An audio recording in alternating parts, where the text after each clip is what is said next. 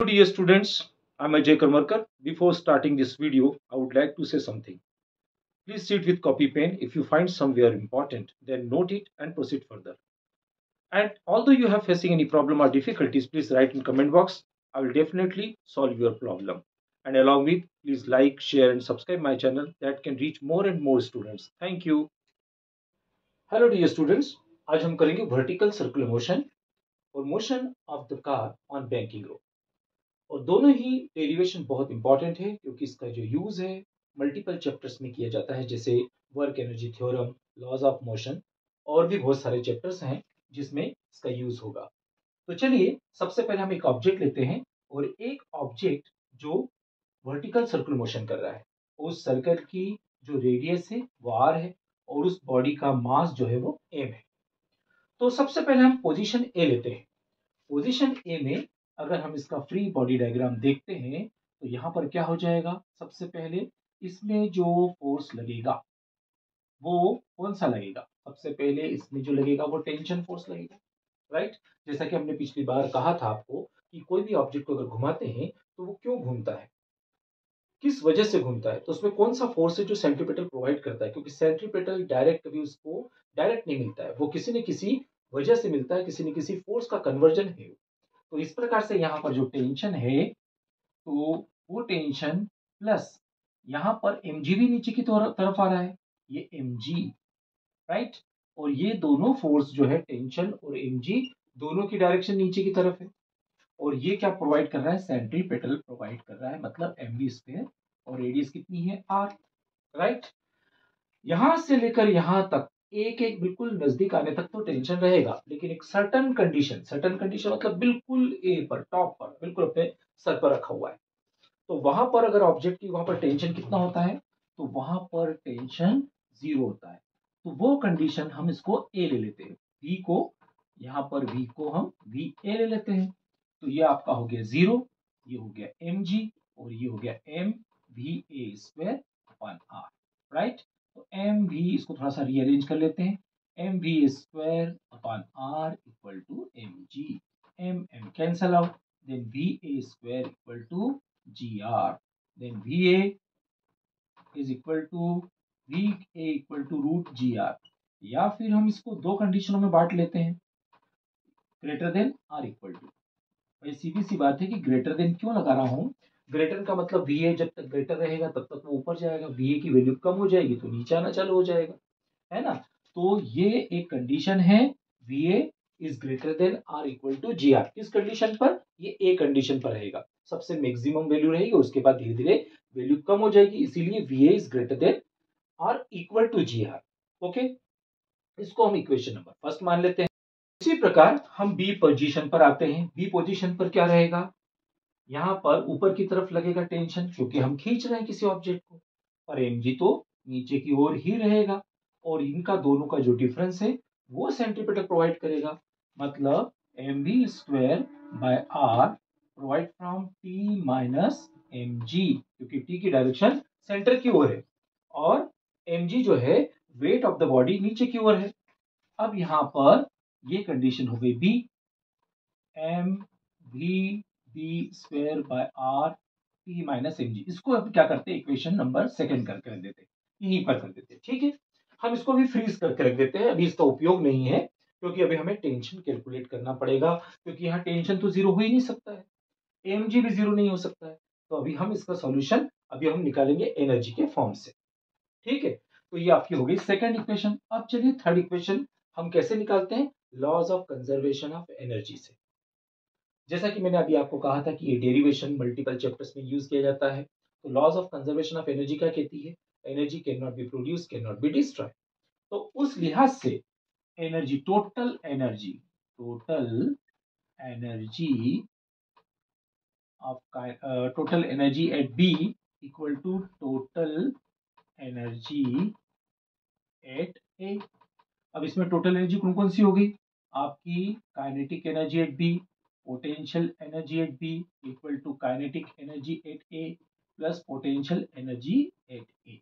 Okay, तो यहां पर काइनेटिक एनर्जी कितनी हो जाएगी, half M B B square. Potential energy सब इसको ग्राउंड मान लेते हैं, बेस पर मान लेते हैं तो ये कितना हो जाएगा, 0 हो जाएगा, क्योंकि हाइट नहीं है अप्रोक्सीमेटली। हाँ बिल्कुल हाइट से रगड़ कर तो चलेगा नहीं, फ्रिक्शन भी आ जाएगा, तो हमने निग्लिजिबल ले लिया है, थोड़ा सा हाइट है पर वो हाइट को हम निग्लेक्ट कर लेते हैं तो 0 हो जाएगा। इसी प्रकार से यहाँ half M V A square, और पोटेंशियल एनर्जी कितना हो जाएगा, एम जी, ये ग्राउंड लेवल से यहाँ से कितनी हाइट हो गई, यहाँ तक आर, यहाँ तक आर, तो टोटल कितना हो गया 2r। ठीक है, ये लिख दिया। अब कितना हो जाएगा, M V B square equal to 1/2 M. V A की वैल्यू हम निकाल चुके हैं, V A is greater than are equal to root G R, तो वी ए स्क्वायर कितना हो जाएगा, जी आर हो जाएगा, क्योंकि रूट रूट और स्क्वायर जी आर, तो कितना हो जाएगा G R plus 2 mgr, 2 mgr। LCM ले लेंगे तो 2 2 जा 4, 4 and 1 5, 5 mgr अपॉन 2। यहाँ पर M V B square upon 2, 2 2 cancel out, M M cancel out, then V B square equal to 5 gr, R V B equal to root 5 gr। यहाँ पर भी वही कंडीशन है कि वीबी की value greater than equal to root 5 gr रहेगी तो body ऊपर जाएगी, अगर नीचे रहेगी इससे कम रहेगा तो फिर नीचे। क्या नीचे का तो सवाल ही नहीं उठता है, बॉडी ऑलरेडी यहाँ पर ये हम नीचे की कंडीशन पे ले रहे हैं, मतलब VB is greater than root 5 gr। अब हम वीबी की वैल्यू अब ये सेकेंड इक्वेशन में रखेंगे। ठीक है, अब हम इसे कहाँ रखेंगे, सेकेंड इक्वेशन रखेंगे। इसको हम रखते हैं वीबी स्क्वायर मतलब 5gr upon R equal to T minus M G. तो यहाँ पर R R cancel out, 5 mg equal to T minus M G. M G को ट्रांसपोज करेंगे लेफ्ट साइड तो प्लस mg हो जाएगा इक्वल टू टी, तो टी इक्वल टू 6 mg। तो ये रिजल्ट क्या कहता है, ये रिजल्ट कहता है कि किसी ऑब्जेक्ट को वर्टिकली अगर मूव करना है तो हमें इतना फोर्स लगाना पड़ेगा 6 टाइम। यहाँ देखिए 6 टाइम उस वेट के, जैसे अगर 5 किलो तो मतलब 5 किलो मतलब कितना हो गया 50, है ना, 50 न्यूटन।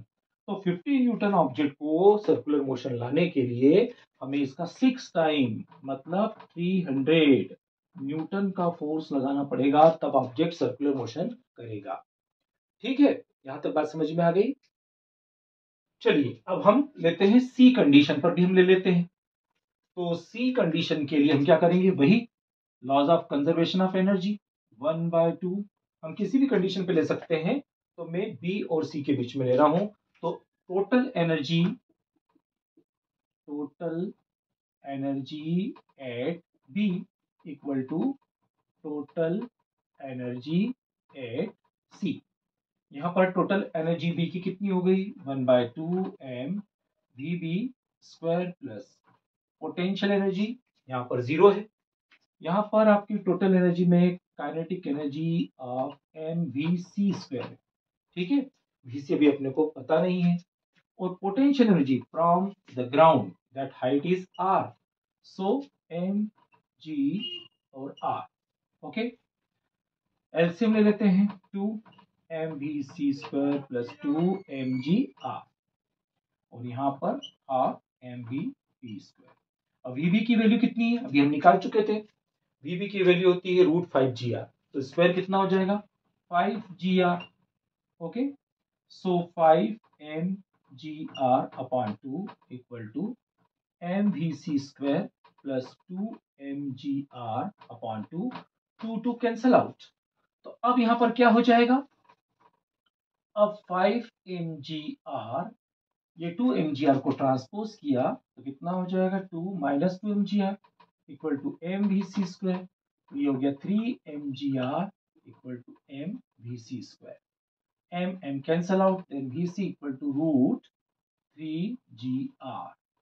ठीक है, तो यहां पर यहां तक पहुंचने के लिए वीसी की वैल्यू कितनी हो जाएगी, रूट 3gr।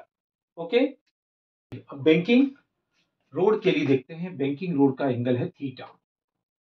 ओके, ऑब्जेक्ट के परपेंडिकुलर हमेशा बनता है normal force, vertical downward direction होता है mg।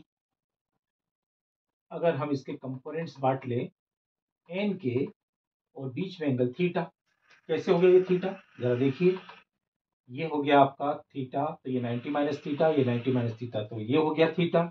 ये वर्टिकली अपोजिट के कारण हो गया थीटा। फिर से देखिए 90 ये थीटा, ये 90 और 90 मतलब राइट एंगल ट्रायंगल में दोनों एंगल कॉम्प्लीमेंट्री होते हैं, तो ये हो जाएगा 90 माइनस थीटा, ये वाला एंगल। और ये 90 माइनस थीटा है, तो ये हो गया थीटा, तो ऊपर वाला एंगल भी थीटा हो जाएगा क्योंकि वर्टिकली अपोजिट एंगल। तो यहाँ पर ये हो जाएगा n cos थीटा और ये वाला हो जाएगा n sin थीटा। क्लियर? अब हम आगे चलते हैं। ये टायर और रोड के बीच में लगता है फ्रिक्शन, ठीक है, ये लगेगा फ्रिक्शन फोर्स। तो फ्रिक्शन फोर्स F, इसको भी दो कंपोनेंट बांट लेते हैं, ठीक है, तो ये भी दो कंपोनेंट में हो जाएगा, तो ये हो जाएगा F, ये कौन सा हो जाएगा F cos थीटा, और ये हो जाएगा F sin थीटा इसी डायरेक्शन में। मतलब नीचे कुल मिलाकर के दो फोर्सेस होंगे, एक mg होगा और एक साइन थीटा होगा, ठीक है ना। ये भी थीटा हो जाएगा, कैसे थीटा हो, 90 माइनस थीटा ऑलरेडी हम निकाल चुके थे, तो ये थीटा कॉम्प्लीमेंट्री है। तो यहाँ पर F cos थीटा, अब ये दोनों फोर्स, ये हमने कई बार बोला है कि सेंट्रीपेटल फोर्स जो होता है वो किसी न किसी का ट्रांसफॉर्मेशन से बनता है। तो यहाँ पर ये जो आपका n sin थीटा है प्लस F cos थीटा है, ये प्रोवाइड करेगा आपको गाड़ी को मोड़ने के लिए mv² बाय r। क्लियर? अब यहाँ पर, और ये mg, ये पहली इक्वेशन हो गई। दूसरी mg plus f sin theta, ये किसके बराबर होगा, ये आपके n cos थीटा के बराबर होगा। ये हो गई आपकी सेकंड इक्वेशन। इसको थोड़ा सा रीअरेंज करते हैं, व्यवस्थित करते हैं। तो सबसे पहले इसको हम क्या करते हैं, mv² by r equal to n sin theta plus f cos theta. इसको तो ये तो व्यवस्थित है, लेकिन इसको हम थोड़ा सा जमाते हैं, mg और ये टर्म्स को हम राइट साइड ले जाते हैं, तो क्या हो जाएगा n cos theta minus f sin theta. ये हो गया आपकी इक्वेशन सेकंड। इसको हमने थोड़ा सा रीअरेंज किया, इसके नाम वही रखा है, इक्वेशन नंबर वही रखा है। तो first equation divided by second equation, तो क्या हो जाएगा, m cancel out, v² by rg, और ये हो जाएगा n sin theta plus f cos theta upon n cos theta minus f sin theta. ये हो गई इक्वेशन। अब क्या करते हैं कि n cos थीटा कॉमन लेते हैं ऊपर से। अब यहां पर तो n है लेकिन cos थीटा नहीं है, तो n तो कॉमन आ जाएगा, cos थीटा नहीं है। जो चीज नहीं होती है और कॉमन लेते हो तो कहाँ जाती है, वो जाती है डिनोमिनेटर में। ओके, और ऐसा क्यों कर रहे हैं इसका भी आपके पास जवाब आ जाएगा। और यहां से चूंकि n कॉमन लिया, यहाँ पर n नहीं है, तो ये भी कहा जाएगा, n नहीं है तो n नीचे आ जाएगा, cos थीटा ऑलरेडी बाहर आ चुका है। इसी प्रकार से नीचे भी करेंगे, n cos थीटा कॉमन ले लिया, n cos थीटा तो ऑलरेडी है इसलिए 1 माइनस हो गया, और यहाँ पर n नहीं है तो इसके अपॉन में आ जाएगा क्योंकि अपन ने n बाहर निकाल लिया है, और यहाँ पर cos थीटा भी नहीं है तो sin theta upon cos theta. अब ऐसा इसलिए किया कि n cos theta cancel out हो गया, और हमारे पास फ्रिक्शन फोर्स क्या होता है, friction force upon normal equal to mu होता है, यानी friction force equal to mu N, ये काइनेटिक के लिए यूज होगा, ठीक है। तो म्यू एन हो गया। तो यहाँ पर दोनों कंडीशन होती है, और हमने ये भी पढ़ा है कि F S upon normal force that is किसके बराबर होता है, ये फ्रिक्शन कोएफिशिएंट के इक्वल है। तो हमने ये वाली वैल्यू यहाँ रखना है। तो यहाँ पर sine theta upon cos theta, ये हो गया tan theta, F by N ये फ्रिक्शन कोएफिशिएंट है काइनेटिक का, ये एफ बाय एन फिर से ये म्यू के हो गया, और ये आपका टेन थीटा हो गया, ठीक है। तो अब यहाँ पर रिजल्ट्स क्या मिले, अब आपको रिजल्ट मिला v² equal to R G tan theta plus mu के 1 माइनस म्यू के, और ये हो गया टेन थीटा। सेम रिजल्ट, यहाँ पर भी वही कंडीशन है कि बैंकिंग के लिए गाड़ी को खुद को नहीं मोड़ना है, उसको सड़क को ही थोड़ा सा एक कोना ऊपर से उठाना पड़ेगा, ठीक है। तो ये रिजल्ट आया बैंकिंग रोड के लिए, मोशन ऑफ द कार और बैंकिंग रोड के लिए। ओके, यहाँ पर डेरिवेशन से एक चीज ध्यान देना है कि पहले हमने टेन थीटा, दूसरे डेरिवेशन में टेन थीटा डिक्रीज किया था, लेकिन यहां पर देखते हैं कि टेन थीटा ऊपर भी है, टेन थीटा नीचे भी है। अगर हम चाहते हैं कि भी जो है विदाउट स्किडिंग अगर हम लोग टर्न लेना चाहते हैं तो टेन थीटा कम कर दीजिए, लेकिन यहाँ पर टेन थीटा न्यूमरेटर में भी है, तो टेन थीटा के इफेक्ट से ज्यादा हमारे पास डिनोमिनेटर में है फ्रिक्शन। तो सबसे ज्यादा जरूरी बात होती है कि जब टर्निंग या बड़ी इसमें अपने को रोड पर टर्निंग करना होता है तो फ्रिक्शन प्ले इंपॉर्टेंट रोल। तो फ्रिक्शन जरूरी है और फ्रिक्शन सही होना चाहिए। टायर और सड़क के बीच में फ्रिक्शन ज्यादा होना चाहिए, ज्यादा से ज्यादा होना चाहिए, तो सेफली टर्न होगा। ठीक है, यहां तक कंसेप्ट क्लियर हो गया। Thank you for staying till the end of this video. Definitely, for your success, all the credit goes to your hard work. But if my video will help for your success, then I will consider myself lucky. Thank you once again. Take care. Bye bye.